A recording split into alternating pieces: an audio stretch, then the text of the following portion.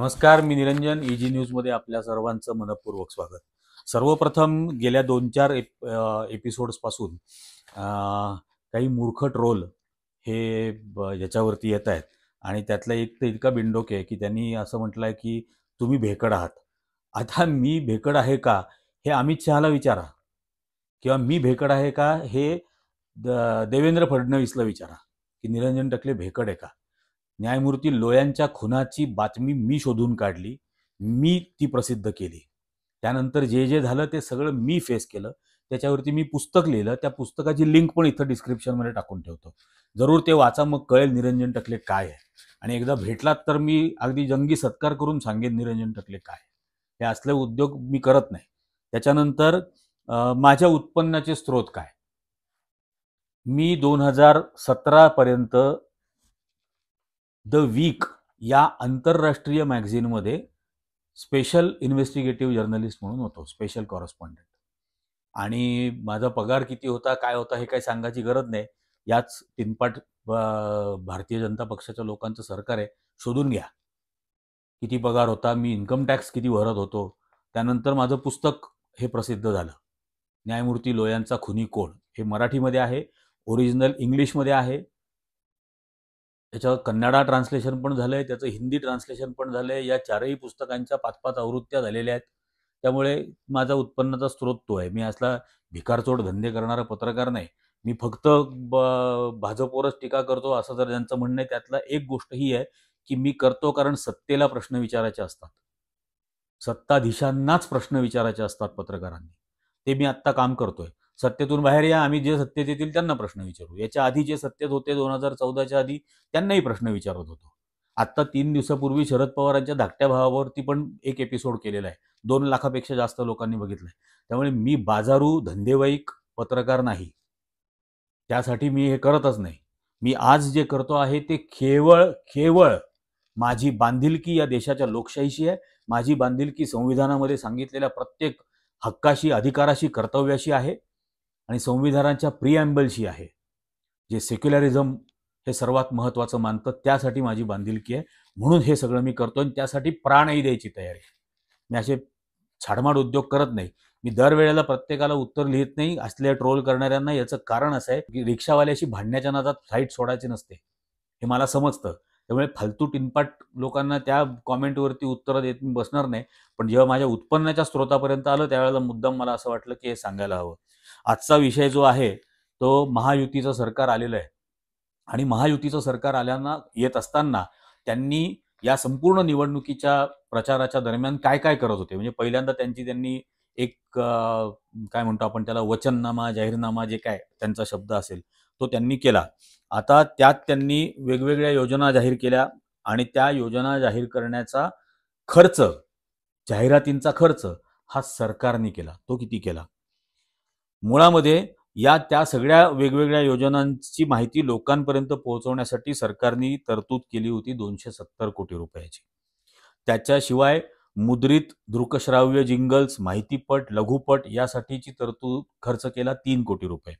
वर्तमानपत्रांच्या जाहिरातींसाठी खर्च केला 40 कोटी रुपये. इलेक्ट्रॉनिक माध्यमं, FM रेडिओ याच्यासाठी खर्च केला 39 कोटी 70 लाख रुपये. होर्डिंग्स, बसवरच्या जाहिराती या गोष्टींसाठी 136 कोटी 35 लाख रुपये खर्च केला आणि सोशल मीडियावरती 51 कोटी रुपये खर्च केला. असे 540 कोटी रुपये या योजनांच्या निव्वळ जाहिरातींवरती महायुतीने खर्च केले. आता ही तर सरकारी तिजोरीमधून उधळण केलीच आणि आर्थिक शिस्तबिस्तशी तर काही घेणं देणं नाहीच आहे यांना. म्हणजे 2 लाख या अजितदादांनी जो अर्थसंकल्प मांडण्याच्या आदल्या दिवशी जो आर्थिक सर्वेक्षणाचा अहवाल प्रसिद्ध केला, त्या आर्थिक सर्वेक्षणाच्या अहवालामध्ये अजितदादांनी अशी आकडेवारी सांगितली की 2014 पर्यंत महाराष्ट्रावरचं कर्ज होतं 2,54,000 कोटी. 2,54,000 कोटी रुपयाचं 2014 पर्यंतचं कर्ज होतं आणि दादांनी अर्थसंकल्प सादर करण्याच्या दिवशी महाराष्ट्रावरचं कर्ज झालं होतं 7,92,000 कोटी वगैरे. हे फक्त 14 ते 24 या 10 वर्षातलं. त्यातली 7.5 वर्ष तर भाजपवालेच सत्ता राबवत होते. आता या ज्या योजना आहेत जाहीर केलेल्या, यांचा खर्च किती. म्हणजे लाडकी बहीण योजना 2100 रुपये दर महिन्याला देणार, त्याचा वार्षिक खर्च आहे 50,000 कोटी. या व्यतिरिक्त मुख्यमंत्री वयोश्री योजना 9,000 कोटी दरवर्षीचा खर्च, 18 लाख लाभार्थी असतील. मुलींना मोफत उच्च शिक्षण, 20 लाख लाभार्थी मुली आहेत, दरवर्षीचा खर्च असणार आहे 1800 कोटी रुपये. नंतर 10,000 महिलांना पिंक रिक्षा, ई रिक्षा देणार, त्याचा खर्च आहे 1400 कोटी रुपये.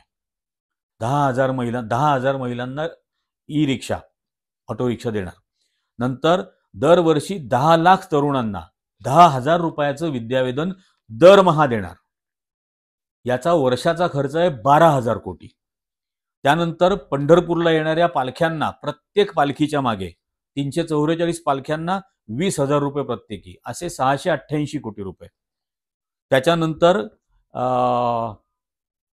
1 रुपयात पीक विमा, त्याच्यासाठी दरवर्षी 700 कोटी रुपयाचा खर्च.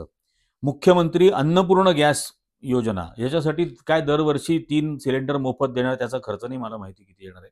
मुख्यमंत्री तीर्थयात्रा योजना, याच्यामध्ये 60 वर्षाच्या 1 कोटी लोकांना प्रति प्रवासी 30,000 रुपये, असे 30,000 कोटी रुपयाची तीर्थयात्रांसाठीचा खर्च. आणि 92 लाख शेतकऱ्यांना दरवर्षी 6,000 कोटी रुपये, अशी 1,10,800 कोटी रुपये वर्षाला ही यांनी योजना जाहीर केल्या आहेत. या म्हणजे आपण याला असं म्हणू, नरेंद्र मोदीच्या भाषेमध्ये या रेवड्या ज्याला म्हणतात, या नरेंद्र मोदीच्या रेवड्या 1,10,000 कोटी रुपयाला वर्षाला. 5 वर्षासाठी सरकार राहिलं तर 5,50,000 कोटी रुपये. आत्ता महाराष्ट्रावरती असलेलं कर्ज आहे 7,92,000 कोटी रुपये. हे 1962 ते 2014 या 60-62 वर्षामधलं कर्ज होतं 2,54,000 कोटी, 60 वर्षातलं. 10 वर्षामध्ये ते वाढलं 5 लाख कोटींनी, आणि आता या 5 लाख कोटी रुपयाच्या नवीन रेवड्या याच्यामधून आणणार आहेत. या व्यतिरिक्त यांनी असं सांगितलं की 5 वर्षात मराठवाडा दुष्काळमुक्त करण्यात, महाराष्ट्र दुष्काळमुक्त करण्यात येईल. 167 टीएमसी पाणी गोदावरी खोऱ्यातून मराठवाडा आणि उत्तर महाराष्ट्रातील दुष्काळी भागामध्ये वळवलं जाईल. गोदावरी नदीच मुळामध्ये नाशिकला, त्र्यंबकेश्वरला उगम पावते आणि मराठवाड्यामधून तेलंगणामध्ये जाऊन हैदराबादच्या जवळ ती अरबी समुद्रामध्ये विलीन होते. अख्खं गोदावरीचंच खोरं आहे. आता त्यातलं कुठलं पाणी कुठं वळवणार आहात, पण हे माहीत नाही. आता या 167 टीएमसी पाणी वळवण्यासाठी किती खर्च येईल, या 5,50,000 कोटी व्यतिरिक्त माहीत नाही. पश्चिम विदर्भातील दुष्काळी परिस्थिती दूर करण्यासाठी वैनगंगा नदीतील पाण्याचा वापर केला जाईल, याचा खर्च किती माहीत नाही. कृष्णा आणि कोयना या नद्यांमधलं अतिरिक्त पाणी पश्चिम महाराष्ट्रातल्या बारमाही दुष्काळी भागात वळवलं जाईल. 1 कोटी कुटुंबांना महिला बचत गटांशी जोडलं जाईल. मराठवाडा वॉटर ग्रिड प्रकल्पाच्या माध्यमातून संपूर्ण मराठवाड्याला सीलबंद पाईपलाईनद्वारे पाणी पुरवठ्यासाठी 11 धरणं जोडली जातील. याचा किती खर्च माहिती नाही. सौर ऊर्जेचा वापर शेतीसाठी 5 वर्षामध्ये केला जाईल. शेतकऱ्यांना 12 तास वीज मिळेल. 1 कोटी नोकऱ्या 5 वर्षामध्ये निर्माण केल्या जातील. अशा या ज्या सगळ्या आहेत की पायाभूत सुविधांमध्ये 5 लाख कोटी रुपयाची गुंतवणूक केली जाईल. रेवडी ऑलरेडी 5 लाख कोटीची झाली आहे, 5,50,000 कोटीची, आणि आता हे 5 लाख कोटी वेगळे. याच्यासाठी किती पैसे माहीत नाही. प्रत्येक बेघराला घर दिलं जाईल आणि घराला शुद्ध पाणी दिलं जाईल. याचा किती हजार लाख कोटी रुपये खर्च माहिती नाही. हे आणणार कुठून माहिती नाही. नंतर 30,000 किलोमीटरचे ग्रामीण रस्ते बांधले जातील. याच नालायक सरकारने आत्ता लोकसभेच्या आधी 90,000 कोटी रुपयाचे रस्ते मंजूर केले. 273 कोटी रुपयाला 1 किलोमीटर. आता हे 30,000 किलोमीटर रस्ते कुठल्या किमतीने बांधणार आणि किती खर्च त्याच्यासाठी गृहीत धरणार हे माहीत नाही.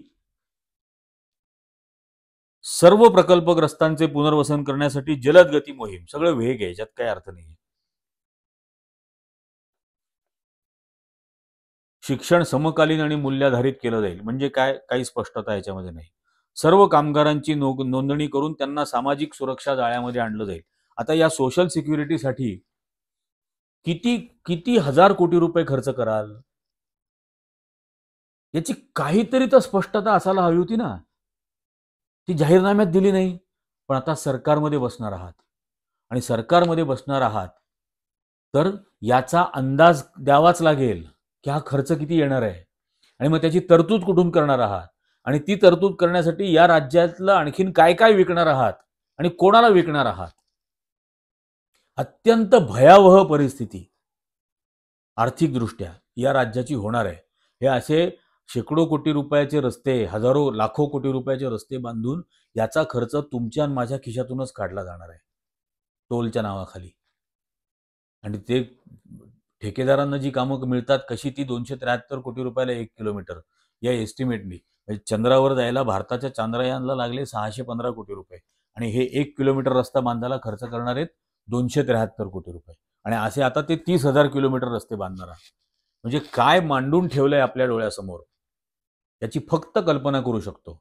पण या जे काही मागण्या केलेल्या आहेत याच्या व्यतिरिक्त जे आहे म्हणजे त्या आधी कालही आम्ही त्याच्याबद्दल बोललोच होतो. 30% वीज बिल कमी केलं जाईल. आता ती कमी करतात की नाही हे बघू येणाऱ्या काळामध्ये.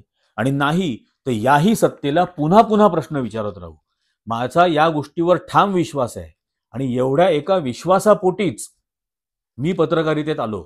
मी इलेक्ट्रॉनिक्स इंजिनियर आहे, उत्तम व्यवसाय माझा करत होतो, ते सगळं बंद करून जाणीवपूर्वक या पत्रकारितेत आलो की लोकांना सत्य सांगायचं आणि सैतानांना शर्मिंदा करायचं हेच पत्रकारितेचं काम आहे. आणि ते आम्ही करत राहू. कितीही टिनपाट ट्रोल करायला आले तरी त्याची बिलकुल पर्वा करणार नाही. सत्तेलाच प्रश्न विचारत राहू. हे इजी न्यूजचा व्हिडिओज जास्तीत जास्त जणांनी लाईक करा, त्याची लिंक जास्तीत जास्त जणांपर्यंत शेअर करा आणि सर्वांना इजी न्यूज चॅनल सबस्क्राईब करण्याचा आग्रह नक्की करा. आपल्याच पाठिंब्यावर आम्ही हे करू शकतो. धन्यवाद.